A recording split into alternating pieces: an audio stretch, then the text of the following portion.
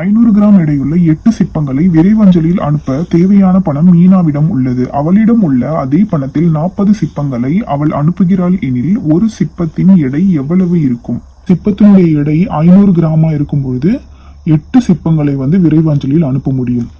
இப்போ அதே பணத்தை வச்சு 40 சிப்பம் விரைவஞ்சலில் அனுப்புறதுக்கு ஒரு சிப்பத்தினுடைய எடை எவ்வளவா இருக்கும் அப்படிங்கறத கேக்குறாங்க.